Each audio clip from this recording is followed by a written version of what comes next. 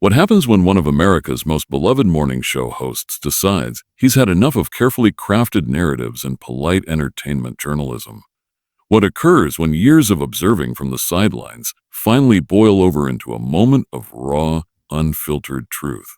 Today, we're delving deep into a television moment that nobody saw coming, a confrontation that left viewers speechless and social media exploding with reactions. This is the story of how Michael Strahan completely dismantled Meghan Markle's meticulously constructed image in front of millions of live viewers. And trust me, you need to see how this unfolds. Make sure you hit that subscribe button and leave a comment below because this gets absolutely wild. Let's get started. The Good Morning America studio was buzzing with its usual morning energy as Michael Strahan settled into his chair across from the Duchess of Sussex. The interview had been scheduled as a friendly promotional appearance, another stop on Meghan's media tour to discuss her latest charitable initiatives and upcoming projects. The producers had briefed everyone on the talking points. Soft questions, comfortable territory that would make for good television without any controversy. But something felt different about Michael that morning. Perhaps it was the mounting frustration he'd been feeling watching interview after interview, where difficult questions went unasked and accountability seemed to be a foreign concept. Whatever it was, the moment Meghan sat in her chair with that practiced smile, viewers could sense a tension that hadn't been scripted. "Meghan, welcome back to Good Morning America," Michael began, his tone carrying his usual warmth, but with an undertone that seasoned viewers might have picked up on. "It's always interesting having you here because you have such a unique perspective on, well, so many things." Meghan's smile remained perfect as she adjusted her posture. "Thank you, Michael. I'm always happy to be here and share what we're working on. There's so much positive change happening." "Positive change," Michael echoed slowly, leaning back in his chair. "That's fascinating because I've been thinking a lot about change lately, about how people present themselves versus who they truly are when the cameras aren't rolling."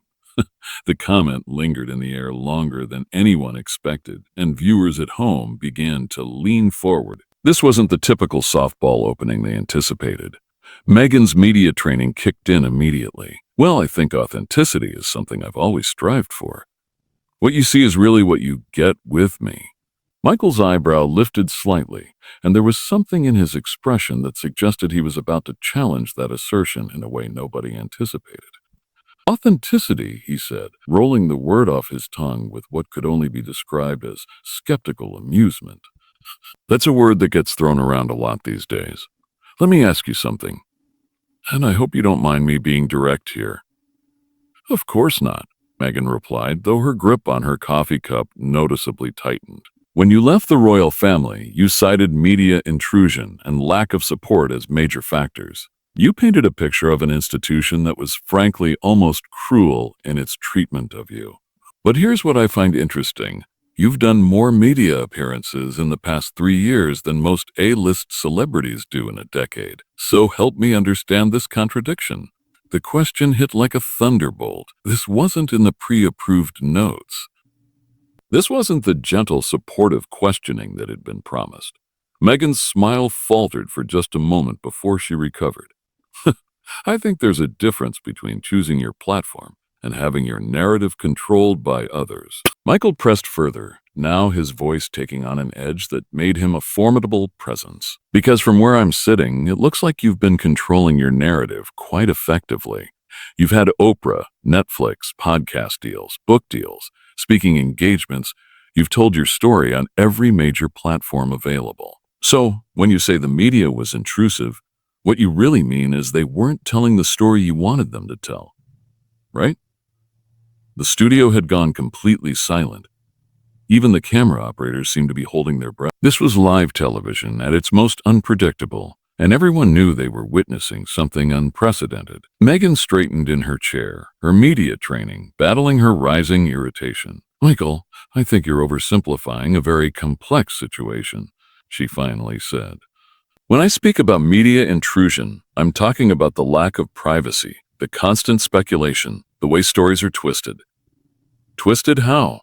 Michael cut in without missing a beat. "Give me a specific example, because I've been in this business for a long time and I've seen how stories get covered. What exactly was twisted about your coverage that wasn't true? The question was direct, demanding, and unlike anything Meghan had faced in her recent media appearances. She was visibly unprepared for this level of pushback, especially from someone she likely thought would be another friendly face.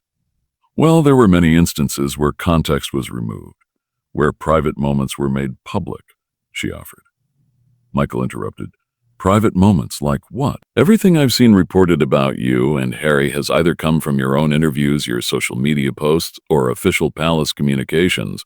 What private moments are you referring to? Meghan paused, and in that moment, millions of viewers sensed she was scrambling. I think what people don't understand is the emotional toll of having every aspect of your life scrutinized. Michael leaned forward, and his next words would become the defining moment of this encounter. But Meghan, he said, pausing for effect, and forgive me for being blunt here, isn't that exactly what you signed up for when you married into the most famous family in the world? And more importantly, isn't that exactly what you're continuing to do every time you sit for another interview, release a statement, or make another appearance?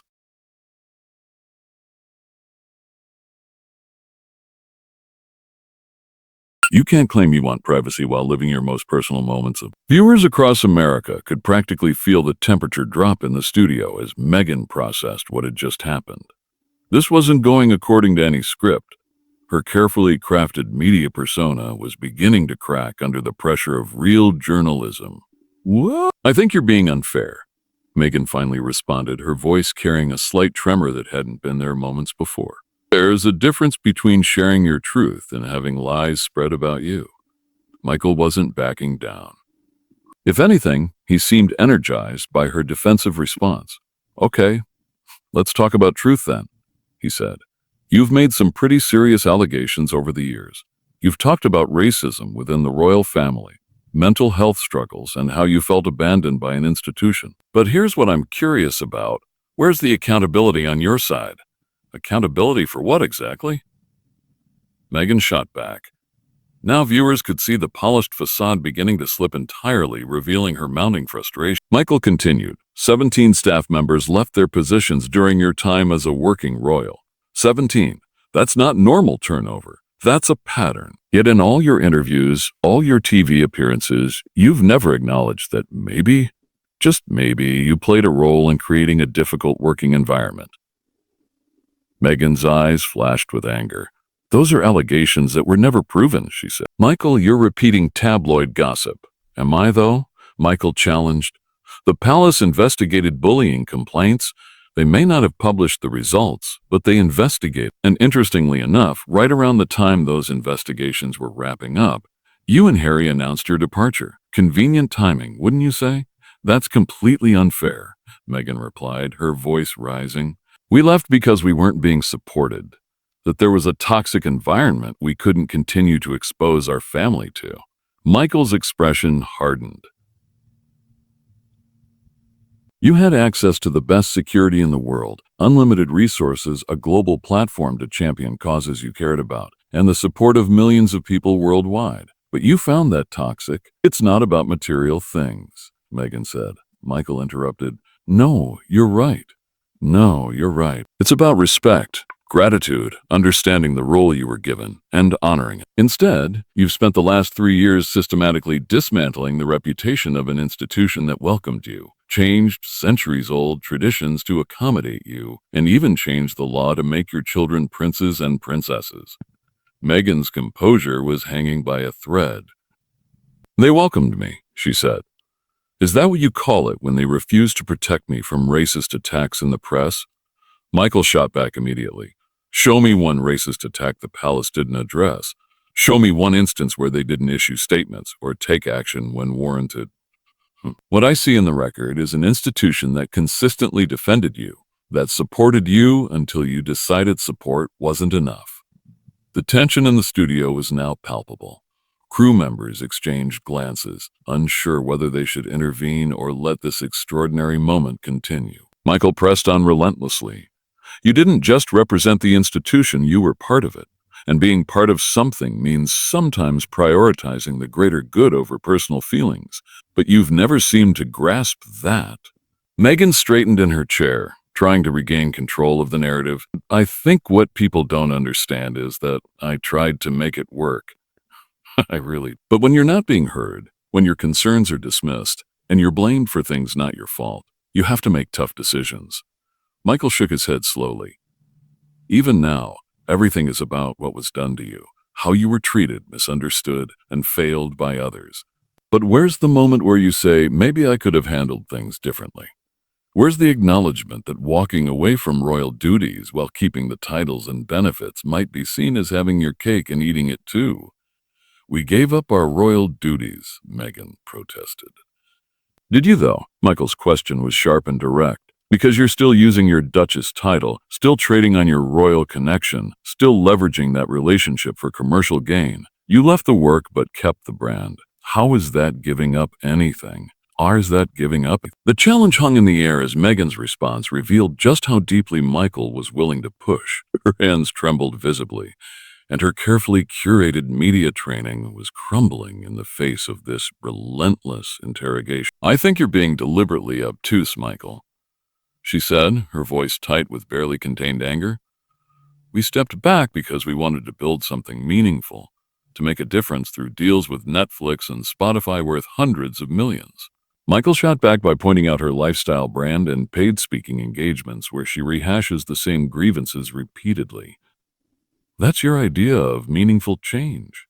The studio was eerily silent now, except for the hum of cameras and the faint sound of Meghan's labored breathing. This had gone far beyond a typical morning show interview and was now resembling a cross-examination. Michael wasn't finished. The seasoned broadcaster sensed that this was the moment to ask the questions others had been too polite or too intimidated to pose.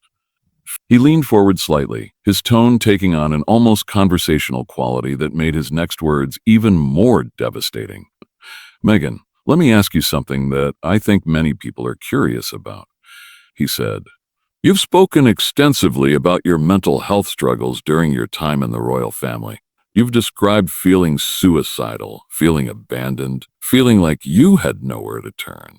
And I want to be clear, mental health is serious. If you were struggling, that's genuinely concerning. Meghan nodded slightly, perhaps thinking Michael was shifting to a more sympathetic line of questioning. But then he continued, his tone hardening once again. You say you felt suicidal and had no one to turn to, but you also had the resources to hire top publicists, lawyers, media strategists. You could coordinate a multi-million-dollar exit strategy. You had the ability to record conversations secretly and keep detailed records for future use. Does that sound like someone who was helpless and had nowhere to turn? The color drained from Meghan's face.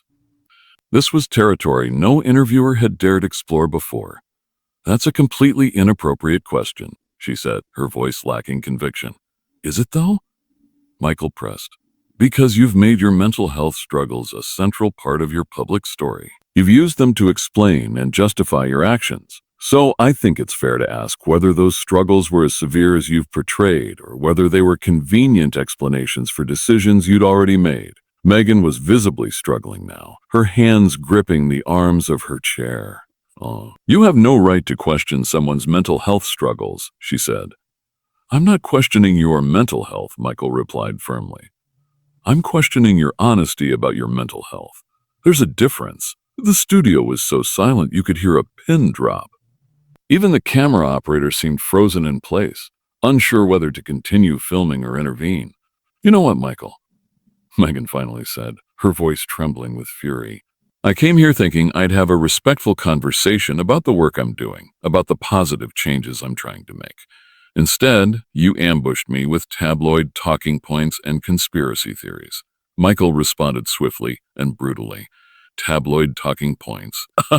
Meghan, everything I've asked you about has come from your own interviews, your own statements, your own public record. If asking you to account for your words and actions feels like an ambush, maybe the problem isn't with the questions. I think we're done here. Meghan began to remove her microphone. Are we? Michael asked, stopping her in her tracks. Because this is exactly what you do, isn't it? The moment someone asks you a difficult question, the moment someone challenges your narrative, you walk away. You did it with the royal family, your father, your half-sister. You're trying to do it here." Meghan froze, her hand still on her microphone. "Excuse me." Michael's voice grew more commanding. "You heard me. You have a pattern. When relationships become challenging, when people don't give you exactly what you want, when you're held accountable for your actions, you cut them off, you burn bridges, walk away, and then tell the world everyone else was the problem." "That's not true," Meghan protested, but her voice was weak. "Isn't it?" Michael challenged. "Your father, who walked you down the aisle, who you claim was loving and supportive, he became persona non grata the moment he made a mistake. Your half-sister, with whom you grew up, who you had a relationship with for decades, suddenly became a stranger when it suited your narrative. Staff members who worked for you became liabilities to be discarded. And ultimately, an entire family, an entire institution that embraced you, became the villain when they couldn't give you everything you wanted on your terms." Meghan was silent now, her face a mask of barely contained rage and humiliation. Michael leaned back in his chair, his tone almost paternal. "Here's the thing, Meghan. I think deep down you know that your version of events doesn't hold up under scrutiny. I think you know that you've built your post-royal career on grievances that don't quite add up, on victim narratives that don't quite ring true. And I think that's why you've been so careful to only do interviews with people who won't challenge you, who won't ask the hard questions." "You don't know anything about me," Meghan whispered. "I know enough," Michael replied firmly. "I know that you had opportunities most people can only dream of, and you threw them away because they came with responsibilities you didn't want to accept. I know you've made millions of dollars by essentially burning down relationships and institutions that tried to support you. And I know that at some point, someone needed to tell you that your behavior has consequences." The final moments of this extraordinary encounter played out in near complete silence. Meghan sat frozen, clearly struggling to process what had just happened. Michael maintained his professional composure, but viewers could see the satisfaction in his eyes for finally asking the questions that needed to be asked. "Ladies and gentlemen," Michael said directly to the camera, "that's what real journalism looks like. That's what happens when someone is finally held accountable for their public statements and actions." As the cameras continued rolling, Meghan finally stood, removed her microphone entirely, and left the set without another word. The studio erupted in chaos as producers and staff scrambled to manage the aftermath, but Michael remained calm and professional throughout. This interview would be remembered as legendary in television history, not just for its confrontational nature, but for demonstrating what happens when carefully constructed public personas meet genuine journalistic scrutiny. It was a masterclass in holding public figures accountable, and it left viewers across the country talking about it for weeks to come. What did you think of this incredible showdown? Did Michael go too far? Or was this exactly the kind of accountability we need more of in celebrity interviews? Drop your thoughts in the comments below, and make sure you subscribe for more content like this, because we're just getting started with these deep dives into moments that define our culture.